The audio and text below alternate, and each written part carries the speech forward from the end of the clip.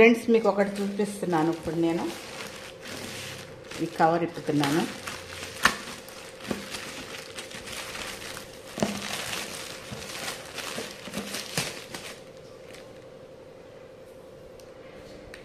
Friends ఇది rice cooker 1 kg వరకు ఉడుకుతుంది అన్నారు. ఇప్పుడు నేను ట్రై చేస్తున్నాను.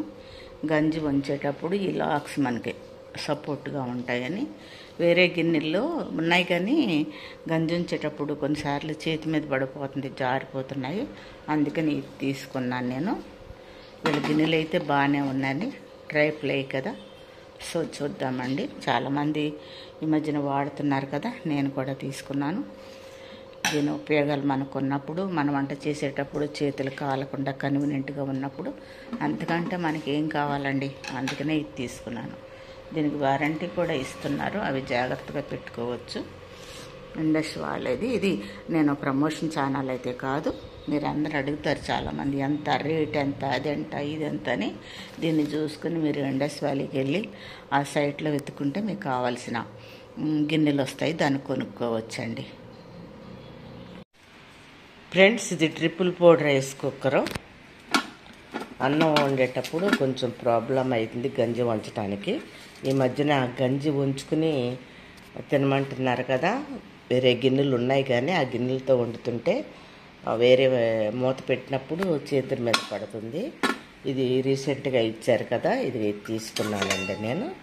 చూడండి 1 kg ఉడుకుతుంది.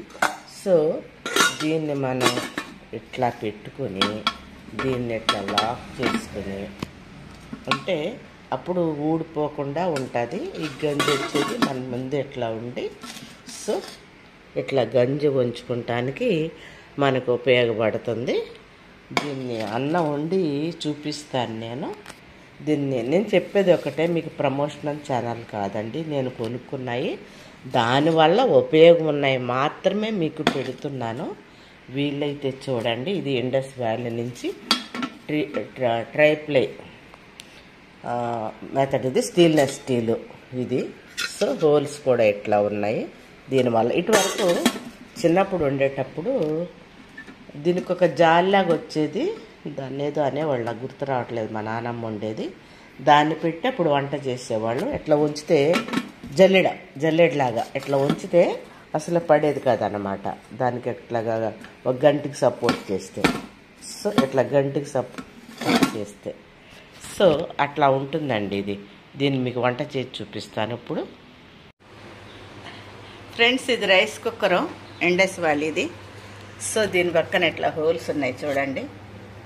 నేను ఇప్పుడే అన్నం బియ్యము ఏంటి మైసూర్ మల్లిగా రైసు, తర్వాత వాటర్ బాయిల్ చేసి అందులో వేసాను. ఒక 1/2 hour సోక్ చేసి పెట్టాను రైస్. ఇది వేసాను, అయిపోతుంది చూడండి. సో దీని మీద ఇట్లా మూత పెట్టేస్తున్నాను. గంజి ఉంచుకోవడానికి ఈ గిన్నె చక్కగా ఉపయోగపడుతుందండి. ఉంచేటప్పుడు చూపిస్తా. ఇదిగో ఇట్లా ఉంచుకుంటా పనికి వస్తుంది. ఇట్లా తీసుకున్న తర్వాత